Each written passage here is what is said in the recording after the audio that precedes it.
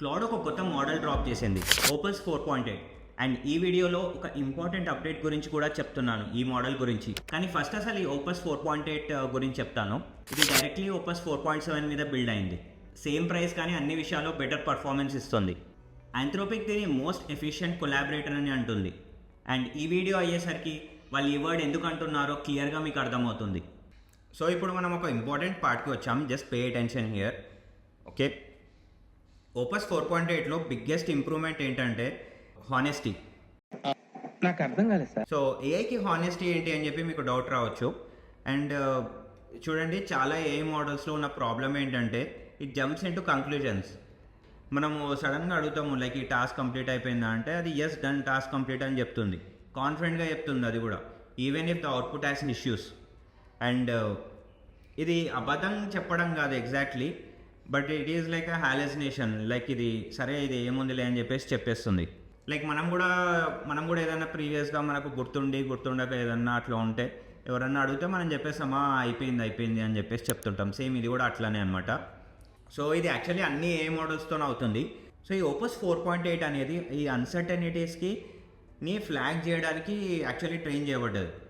Uncertainties అంటే ఏంటంటే basically ఇది మనం ఒక టాస్క్ ఇస్తాము, అది అయిపోయింది అనుకుని ఇంకా నెక్స్ట్ స్టెప్స్ కూడా ఫార్వర్డ్ అయిపోయి అది మొత్తము ఎగ్జిక్యూట్ చేసినాక లాస్ట్కి దానికి తెలుస్తుంది లైక్ స్టార్టింగ్లో ఇష్యూ ఉంది అని చెప్పి. చాలా స్పెగటీ కోడ్ దీనివల్ల జనరేట్ అవుతుంది.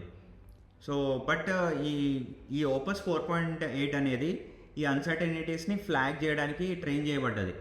సో ఇలాంటి ఇష్యూస్ చాలా తక్కువ అవుతాయి అన్నమాట. అండ్ దీనివల్ల మనకు టోకన్స్ కూడా చాలా సేవ్ అవుతాయి. సో మీరు ఇక్కడ చదవండి ఒకసారి. Opus 4.5 is 4x likely than 4.7 to let floss in it's code pass without flagging.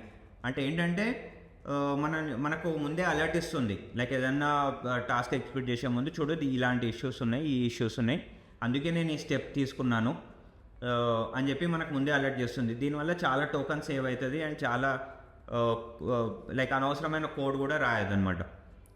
Agentic task అంటే ఏంటంటే నేను చెప్తాను. లైక్ ఇప్పుడు మనం ఒక చాట్ చేస్తాము, అది రిప్లై ఇస్తుంది. కానీ మీరు ఇమాజిన్ చేయండి, ఒక ఎంప్లాయీకి మనం ఎట్లా ఇస్తాం, లైక్ ఈ టాస్క్ చేయి, ఈ రీసెర్చ్ చేసేసి నాకు ప్రెజెంటేషన్ చేసి అని చెప్తాం. సో సిమిలర్గా మనము ఏజెంట్కి కూడా లైక్ క్లౌడ్కి కూడా ఒక టాస్క్ ఇచ్చేస్తాము.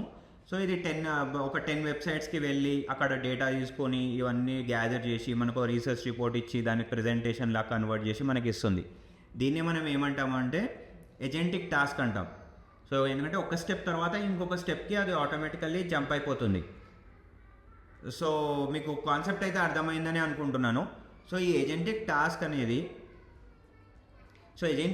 ఇది చాలా పెద్ద డీల్, ఎందుకంటే మల్టిపుల్ స్టెప్స్ ఇన్వాల్వ్ అయ్యాయి అండ్ క్లౌడ్ అనేది ఆటోనమస్లీ రన్ అయిపోతుంది. సో ఇది మనకు ముందే అలర్ట్ వచ్చేస్తుంది లైక్ ఈ ఇష్యూస్ ఉన్నాయని చెప్పేసి. సో దీనివల్ల చాలా టైం సేవ్ అవుతుంది అండ్ మనీ కూడా సేవ్ అవుతుంది. అండ్ నెక్స్ట్ వచ్చేసి డైనమిక్ వర్క్ ఫ్లో. సో ఇది యాక్చువల్లీ మనకి ఇప్పుడు యాక్సెస్ లేదు, only enterprise team and Max ప్లాన్స్లో ఉన్న వాళ్ళకి అవైలబుల్ ఉంది ఇది. కానీ ఇది బేసిక్గా ఐడియా ఏంటి అంటే క్లౌడ్ కోడ్ ఇప్పుడు వెరీ లార్జ్ ప్రాబ్లమ్స్ని సింగిల్ సెషన్స్లో హ్యాండిల్ చేస్తుంది. మీకు ఒక ఎగ్జాంపుల్ చెప్తాను. మీరు ఒక వర్క్ ఇస్తారు, దానికి ఆ వర్క్ని ఒక డిఫరెంట్ పార్ట్స్ లాగా డివైడ్ చేసుకుని ఒక్కొక్క ఏజెంట్తో ఒక్కొక్కటి సైమల్టేనియస్గా ఈ టాస్క్ని రన్ చేస్తుంది, more like a team. So ఇదే మనకు డైనమిక్ వర్క్ ఫ్లోస్ అని అంటాము. ముందు వచ్చే వీడియోస్లో ఇవన్నీ ట్రై చేద్దాం మనం.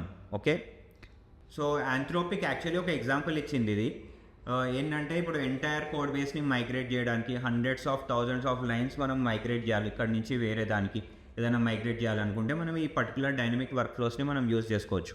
So the next one is effort control. ఇది చాలా ఇంపార్టెంట్ యాక్చువల్లీ. క్లౌడ్ ఏఐలో మోడల్ సెలెక్టర్స్ పక్కన ఒక కొత్త కంట్రోల్ వచ్చిందనమాట.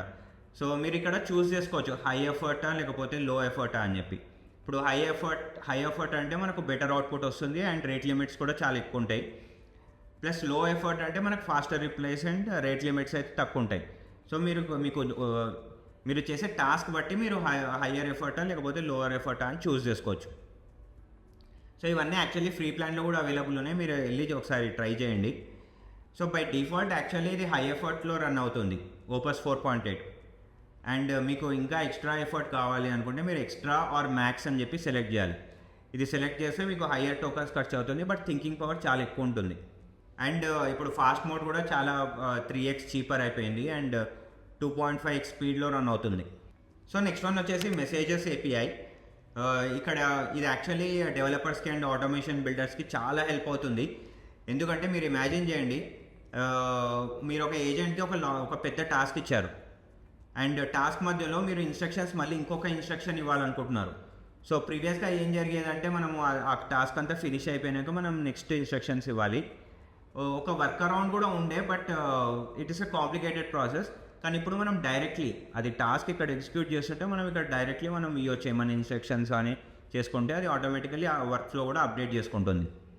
And if you are building agents, this saves a lot of time and headache. That's 4.8. నాకైతే బెస్ట్ ఫీచర్ హానెస్టీ అని అనిపించింది. అండ్ మీకేమనిపిస్తుందో కమెంట్లో పెట్టండి. అండ్ ఆటోనమస్ వర్క్ ఏజెంట్స్ కోసం క్లౌడ్ యూజ్ చేస్తుంటే క్లౌడ్ ఒక సూపర్ అప్డేట్ ఇచ్చింది. వాళ్ళ మోడల్ క్లాస్ మైథాస్ ఓపస్ కంటే హయ్యర్ ఇంటెలిజెన్స్ నెక్స్ట్ ఫ్యూ వీక్స్లో రిలీజ్ అవుతుంది. అండ్ ఇది రాగానే ఇమీడియట్గా నేను అప్డేట్ చేస్తాను. అండ్ ఒక ఇంపార్టెంట్ అనౌన్స్మెంట్, నెక్స్ట్ ఫ్రైడే మనం ఫుల్ క్లౌడ్ కోర్స్ రిలీజ్ చేస్తున్నాం, కంప్లీట్లీ ఫ్రీ. అండ్ ఏఐలో స్టార్ట్ అవ్వాలనుకున్న వాళ్ళందరికీ this course will be a game changer. మీరు ఇక్కడి నుంచి స్టార్ట్ చేయొచ్చు. మిస్ అవ్వకండి, సబ్స్క్రైబ్ చేసుకోండి ఛానల్ని అండ్ బెల్ ఐకాన్ కూడా ప్రెస్ చేయండి.